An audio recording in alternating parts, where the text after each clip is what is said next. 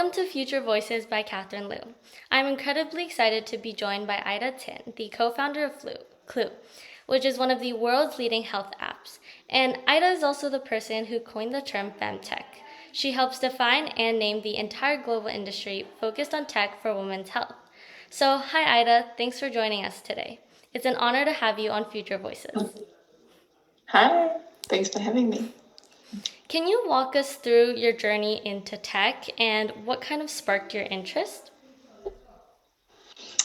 Well, I think I have always been close to technology because of my brothers, who were very early to get computers back in the 80s. But my first spark was this question: why has there been so little innovation in family planning methods? I wanted to be able to take out my phone and I wanted it to tell me if I could get pregnant that day. That was like my sort of, oh, imagine if we could do this. And then, well, that was really the beginning. That was like I wonder if we could build this, if we could build some sort of sensor that could understand what hormones are doing, and we could have the data flow into our phone. This was back in 2008. I didn't have a smartphone myself yet at that time, but I still felt this would be a really good place for this intimate data. Yeah. And then, one thing led to the next. This kind of also leads on to the next question. You're the co-founder of Clue. Can you tell us what problem Clue was created to solve exactly, and what mostly motivated you to personally build it? Yeah, it really was this idea that if women could understand their bodies, they would be able to navigate their health journeys, their everyday life much better. And also this vision that if we could understand very precisely we are in the cycle, it could be used as a contraceptive or to help conceive as well, of course. Mm-hmm. I'm not operationally involved in Clue anymore. There is an amazing team there now. I am doing other, I think, quite exciting things, but I'm still excited by the mission, really, and still very close to heart. And I'm very kind of excited to see how the company's evolving and kind of new horizons that keep popping up, literally, of things that Clue can help users with. But essentially, it's making sense of what we experience because of this biology that we have as women. Yes, for sure. And what was one significant challenge you faced that really tested you? I found that there was this kind of peculiar match between my own inner growth and the growth of the company. Mm-hmm. So I think as a founder, you are always kind of forced, encouraged, needed to grow as a person. And I think it always felt like I had a new job every day. Like there's always some new challenge, something that I was doing for the first time. And every time it felt like there was a lot at stake. I felt a huge sense of responsibility, both for users and the team. So I don't think there's any one thing in particular, but it's a long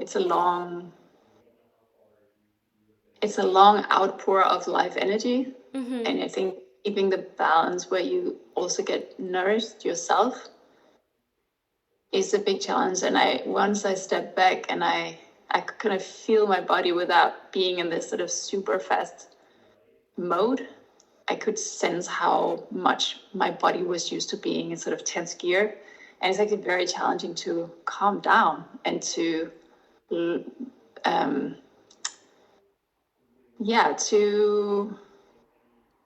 it's also very addictive to run in a really high gear. Mm-hmm. So to learn to truly be able to relax and calm down, I actually find quite difficult. It's difficult to not work full on or not at all, but somewhere in between, which I think is the healthiest place to be. Yeah.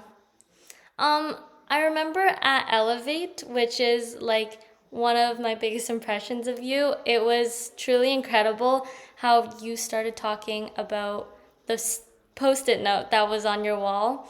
Can you kind of introduce that to our audience? Yeah, so I'd had this idea that I wanted to create a new type of birth control. And I thought, what can I do? I thought I can hold a vision. That's one thing I I think I can do, because I was not a scientist and I was not a computer programmer, or I didn't have a business degree really. And then I thought, who do I know that maybe could help? And I took all the business cards I'd ever assembled and put sort of really what was an imaginary team on the wall around myself as this vision holder. And from there, it actually grew. I had the first conversation with the VC. I met my first co-founder, and slowly it became an actual team. But I think it gave me this sense of like, I could be working with all these people, and I gave myself a role that I feel comfortable with. Yeah, that's truly incredible. So now I have some questions about AI and how the future generation will get impacted. So firstly, as AI becomes capable of producing ideas, strategies, or even art, how should leaders rethink the balance between machine-driven output and also uniquely human insight? I think we will learn to understand where we want something that is just an output. Like, we just want the Excel sheet. We just want to know when the train is leaving. And when we want something where we can feel a human, there are many things where we want to feel a human. If we read a novel, it's not just that the words are good, but they somehow transmit something of a human that we're curious about. And I think that will be, I think we get hungry on some very deep level if we don't feel humans around us. Yeah. And when we get an email where you can clearly tell there is no human behind, we get the information, but we don't get that life energy kind of transmission. And I think, to me, in my own life, I'm really conscious of places where I don't care about being good. I don't care about being good at, say, something like proofreading. I mean, I want to be a little bit good. I can spell, but like the fight, some people are extremely good at proofreading. Yeah. I'm not, and that's okay. I don't mind a computer help me with the last 2%. But something like, I want to formulate a concept for something that I really thought about. I want to keep being good at that. So I want to make sure that I do that myself. Yeah. I think those are two navigations that I have. But I mean, it's a really great question, and something that I think we all have to grapple with together. What kind of world do we want to live in? Where do we want kind of directions to come from? Yeah, because it's so, like, it evolves so fast, and we kind of also have to adapt quickly. Yes, we do. Yeah. Do you expect AI to act as more of a strategic ally that boosts human performance, or as a competitive force that reduces the need for human roles? Where do you see this most strongly in your daily life? I think it will be both. I had a conversation with my husband actually today about this, and I think there'll just be a lot of differentiation. There'll be places where we clearly want AI and places where we don't. And so we want to have AI where it feels like it's supporting us. We don't want it to compete. But I think there'll be lots and lots and lots of jobs that we will be like, well, actually, we don't really mind that a computer or an AI can do this better, or a robot. Like, do I mind that my train is driven by a computer? That's probably safer and fine. Do I want my teeth to be cleaned by a robot? That's probably cool too. But do I want to feel that I have a relation to somebody, I don't know, advising me on my health? I probably want that to be a mix of a human and an AI. Yeah. So I think we will start having a really good sense of when is something a human and when something is not a human, and we will have different preferences, and different people will have different preferences. You might like your AI doctor and I like my human doctor, the other way around, or some people will be really comfortable living like a zombie entertained kind of existence where they don't work and they just entertain. And some people will love to create and they will keep doing that, whether they or not. I think in that way, I think we will see a lot more kind of extremes in how people choose to live their lives. Yeah, definitely. We already have it to some extent, right? Some people consume a lot and some people create a lot. You're clearly a creator. Trying to be. Even if an AI could do what you're doing, you'd probably love to keep doing it, I imagine. Yes. And in your perspective, what role should senior leaders and policymakers play in safeguarding fairness and inclusivity in AI's development? I think they have a huge role. I think in any kind of technology or scientific evolution, we want wisdom to be guiding. Yeah. And we want somebody who has a sense of what does the whole need, not just what does, one company want, or what does one, even in something like medicine or fertility treatment, like you want to have ethical guidelines, because when you are that couple who will do anything to conceive, they're not the ones to set the guidelines. And I think it's true for AI as well. We need somebody to think about a common good, to set the guidelines or the rails. So, and this idea that we can just like innovate first and then regulate, I think is very naive. I think the second we have the ability to do things, it's very hard to pull them back. It's very hard to innovate. And I also don't think that this idea that, regulation stifles innovation. I'm like, yeah, that's the point. It's because we don't want all innovation. Yeah. And we actually don't want a very, very small group of people to have this extreme kind of power tool unregulated and creating a situation where everybody else don't have a chance to kind of catch up.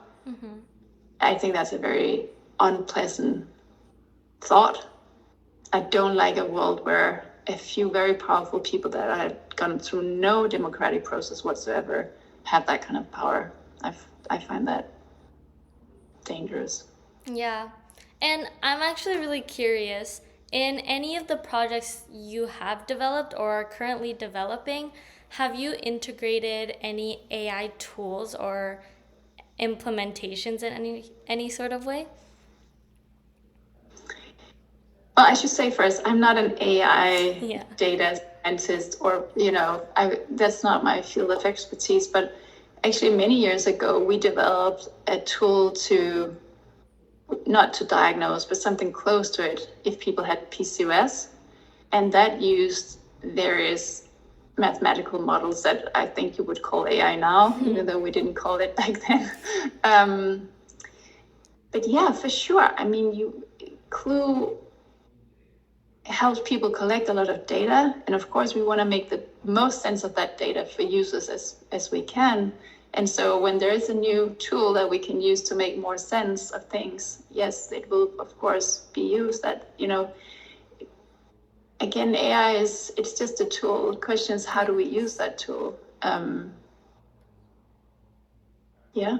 If we can start recognizing patterns for people going to menopause, 10 years before they know themselves, would it be interesting to tell them? Maybe, yeah. Or other things like that. Or PCOS, endometriosis, or something else. But I should again repeat that those decisions are not mine to take at Clue. So I cannot speak in a lot of detail to the kind of product roadmap and choices they make around AI. Yeah, for sure. And to kind of wrap up, if there was one piece of advice you would give to young girls who are interested in the field of tech or AI, what might you give if they're intimidated or unsure of like how to perceive into this field, because it's obviously very much male dominated? Yeah. Well, I would say a few things. I would say trust that what you know, because sometimes you know something and you will be met with people saying like, what are you talking about? And we have a different set of life experiences because of the biology we live in and because of how the world is. So if you think you know something, you probably know that. And then I would say find supporters, find peers, find community. Don't be alone in this. And then I would say you have more power than you think. You can argue, you can get angry, you can invent things, you can form your own organizations, you can form your own work life. There's a lot of norms and conventions around how it is to be a mother and a founder, for instance, but just put them all aside and then decide how you want to have your work day, your work life, and see if you can create that. And most likely you can create more than you think. And what was like one significant skill you've developed as being such a powerful entrepreneur?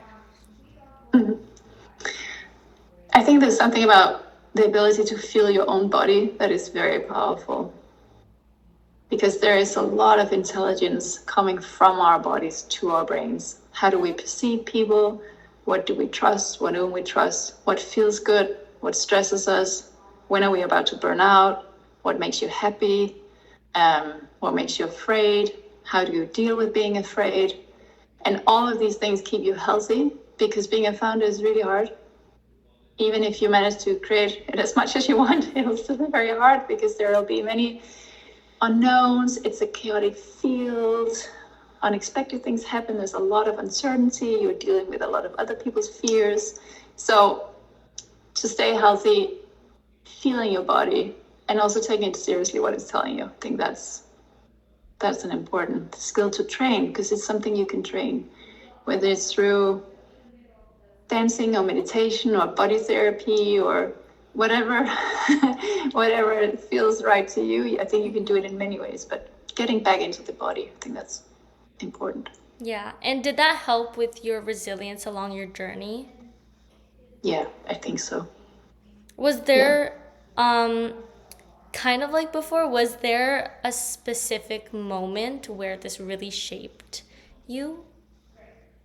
I think it was something that I really trained very consciously in, like fundraising peaks. You know, how do you show up in these rooms, in these situations, or I think as a founder, you're put in a lot of situations that many people will find uncomfortable, whether it's pitching to an investor or maybe doing an interview or being on stage or talking to your teams or delivering really bad news. Or like there's a lot of moments where, you would feel maybe your heart is pounding and you get sweaty and it's like uncomfortable. And all of these are things that sits in the body, and you can use the body to also be in them better. So instead of these high stress moments, I think every one of them has been an opportunity to learn and train. Yeah, probably sort of really crunch moments around fundraising is probably the ones that comes to mind first. Well, thank you so much for being here and for the impact you've made, not just in tech, but also for women and girls everywhere who are also now able to see themselves reflected in innovation. And I truly think that your story and advice will inspire so many young listeners today. So, thank you all for listening and keep asking questions, stay curious, and we'll see you in the next episode. Thank you. Thank you.